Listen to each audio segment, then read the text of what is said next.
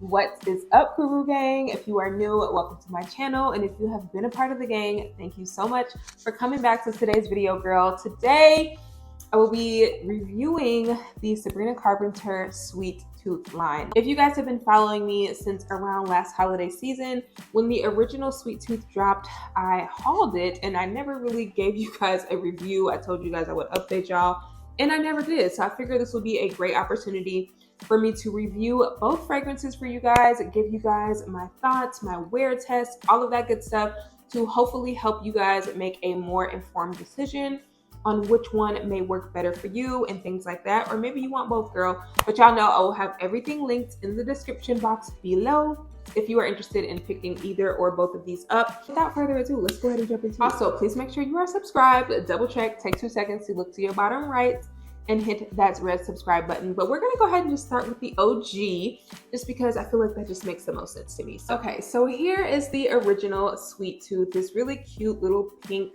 little candy bar wrapping, and it's just so adorable, you guys, super girly. And I really did enjoy the OG. This one is definitely very easy, very throw on and go to me. With the original Sweet Tooth, this one is gonna open up with marshmallow, ginger, bergamot, and chocolate. Then you have middle notes of vanilla, jasmine, and coconut. And then finally, as it dries down, you're gonna get whipped cream, sugar, a little bit of cashmere, and a little bit of musk. So this is definitely a very light, fluffy, airy fragrance. When this opens up, you guys, it reminds me a lot of, I feel like I use this reference a lot, but it's just an easy thing for me to reference because it's something that I grew up on. But if you guys have ever had ginger cuts, Jamaican ginger cuts, or just ginger candy in general, that is literally what it smells like. It just has kind of this sharp, citrusy zestiness, which is coming from both the candy ginger as well as the bergamot. So the bergamot kind of gives it this brightness. I think of just a freshly sliced piece of ginger. Like that's literally what it smells like, with just a little bit of this dusting of marshmallow or something like that. That's kind of the vibe that it gives me, just those candies that are, you know, they have those little sweet sugar crystals on them. Like that's what it smells like to me. Then as it starts to dry down, I do start to get a little hint of that jasmine because it does still give me a slightly perfumey kind of vibe. But for the most part, y'all, when this dries down, I really just get a creamy milk chocolate creamy vibe. So that milk chocolate, that coconut, and that marshmallow is all coming together to kind of give it this really creamy, almost frothy kind of feel. Also, never really lose the ginger in here. It definitely always consistently remains a player in the fragrance, but it's still just that sweet ginger. It's not overtly spicy. It's definitely more of that sweet, spicy kind of vibe. It's just really fluffy, really creamy. Like think of those little marshmallow hot chocolate packets before you like pour it and like drink it, where it becomes super rich and thick and dense. It's just the powdery aspect of it, of the powdered hot chocolate, the powdery marshmallows. Like that's the vibe of what it gives me, with a little bit of ginger sprinkled on top, basically. So that's what it smells like to me. Again, really easy to wear, throw on and go. Like you can layer this with a bunch of things. And overall, I would say it's still a very pleasant, enjoyable little cheapie. This is definitely not something beast mode, but if you overspray this, you can get a nice little scent bubble. And I would say this gives me a good 4 to 6 hours on a good day before I feel like I need to reapply. But overall, this is not something beast mode. This is going to be a very intimate, easy to wear fragrance, or something you can use to layer with your other gourmand scents or things that you want to smell a little bit more sweet. So that is my little mini review of the OG Sweet Tooth. Now let's go ahead and move on to Little Miss Caramel Dream. So here is Caramel Dream. She basically looks just like her predecessor, except she is more of a neutral caramelly type of color. And the star of this fragrance you would expect to be the caramel, since it is called Caramel Dream. But unfortunately, that is not the case for me. However, I do still really like this one. With this one, in the top notes, you're going to get lemon, you're going to get orange, you've got almond milk, sugar, and freesia. So for me, in the opening, I absolutely get that. And in your middle notes, you're going to get orchid, orange blossom, chocolate, and vanilla. And it's a dark chocolate. So it's definitely more of that cacao type of chocolate. And then finally in the base notes, that is where the caramel, the amber, a little bit of this sandalwood, musk, and also patchouli is in here. So let's go ahead and break it down. I'm gonna tell you guys like what I experienced when I wear this, from the opening to the base when this fully dries down. So the opening of this, you guys, definitely reminds me a lot of the original, because I feel like the sugar and the lemon and the orange together give me that same vibe that I was getting in the opening of the OG with that candied ginger, except in here it's a candied citrus fruit. And honestly, the opening of this reminds me so much of one of my favorite perfumes, which is Lyra by Gerdrop. You guys, it reminds me so much of this in the opening because Lyra also has that very sweet lemon, orange, and caramel combo. And honestly, I wish that lasted longer in here. I feel like in this fragrance, I barely get that, and I can smell it and I just want it to come out a little bit more. So let me just show y'all real quick before I get it deep into the review what I have been pairing this with that has been making me absolutely love this scent. I have been pairing this with Bath & Body Works Ice Lemon Pound Cake, the lotion and the fine fragrance mist.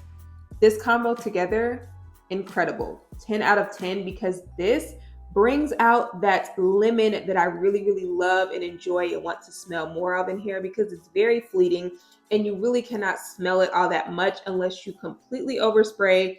And even then it disappears extremely fast, faster than I would like. So I have been pairing these two together, y'all. Just love this combo. If you have either of these or both of these, definitely recommend you guys check this out.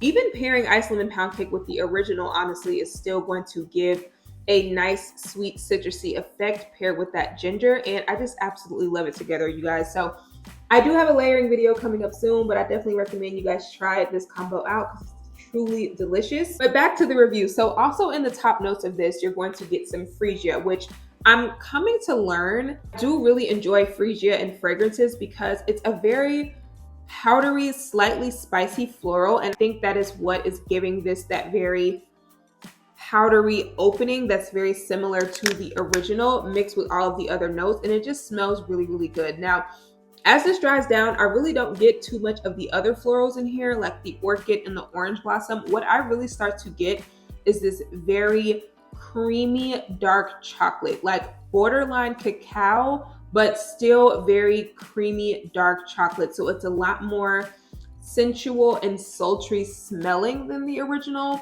But I personally would not say that this is stronger or like thicker than the original, if that makes sense. They still are both very light, fluffy fragrances in my opinion.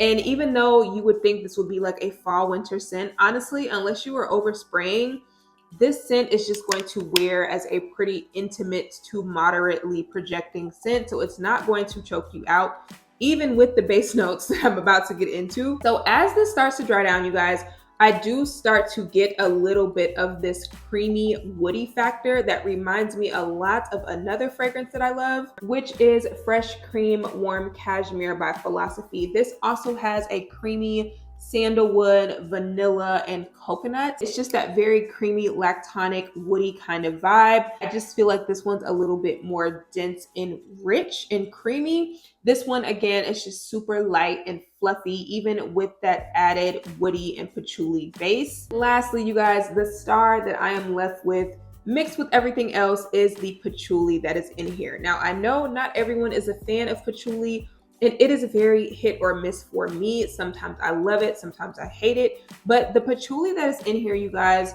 very, very well done, very approachable, very likable. And I think the caramel that is in the base in here, it's not a super pronounced caramel. I think the way they did the caramel in here, it really just helps to sweeten the patchouli and give the patchouli kind of like this caramelized effect. And it instantly reminded me of two other fragrances in my collection, which are Angel by Mugler, and then also the Kayali Vanilla Royale, which also has a caramelly sugared patchouli mixed with creme brulee and all kinds of delicious notes. And y'all know I love this fragrance. I do have a full review on this if you are interested in checking that out. So while I will definitely not say that this is a dupe of either of these, I just think that the patchouli is done in a very similar way how it is done in these fragrances, where it's a very sweet gourmand patchouli. It's not super dense or earthy or thick. Overall, these fragrances are just a lot stronger and richer and deeper than this scent.